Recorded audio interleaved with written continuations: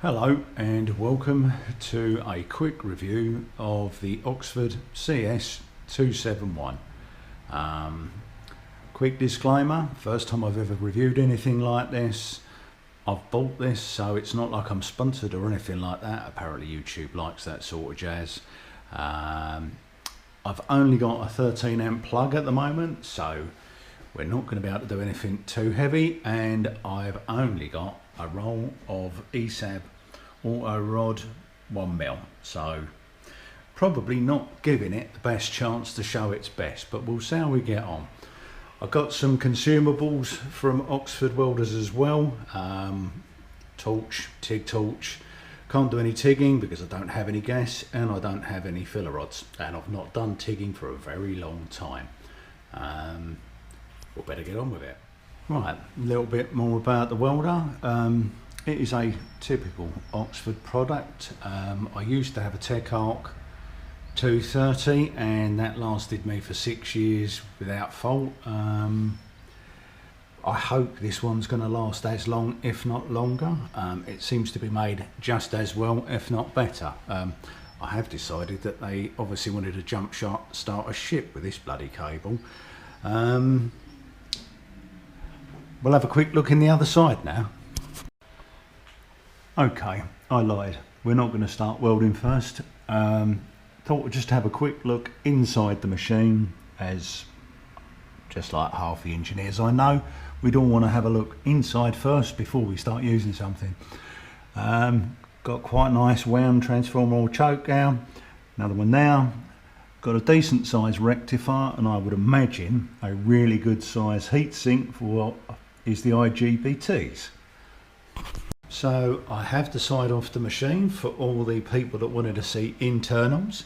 There is quite a lot going on. Won't declare or pretend that I am an electronics expert, but I can see it's got smoothing caps. There obviously is the control board up in there. I think these are the IGBTs down here. I can see a secondary form of choke or something now. There seems to be a smoothing ferrite for the power in, and yep, there's a nice big rectifier down there as well. So it's definitely a more industrial style of inverter machine.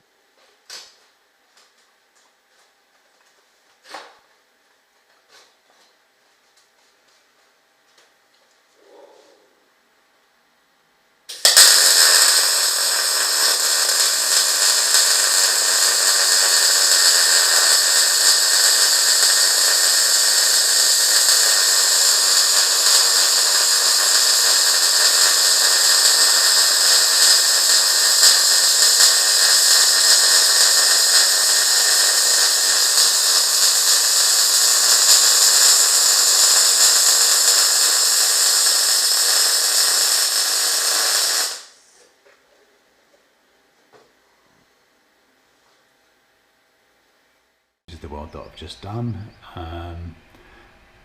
Don't think it's too bad considering that I haven't played around with it. I haven't done a lot of settings. I haven't done like 20 test pieces. This is straight out the box, weld some metal together really. Very good welder. Would definitely recommend it. Okay, just one last little thing with regards to the welder settings. The weld on the right is with the auto tune wound right down to number 1, which is supposed to be soft or smooth or whatever, and the one on the left hand side is wound right up to 5, which is, as you can tell, pretty brutal. You can really tell the difference in the arc as it's moving along. The one setting's probably a tiny bit soft for this material and probably for 1mm wire, whereas I would say the number 5 was, you could feel it was really making it pop and spit, as you can see with the amount of spatter around the world, and was probably a little bit too harsh. But I found somewhere in between seems to be quite nice on this setting. Obviously I want to play around and fiddle about with other settings when I get more time.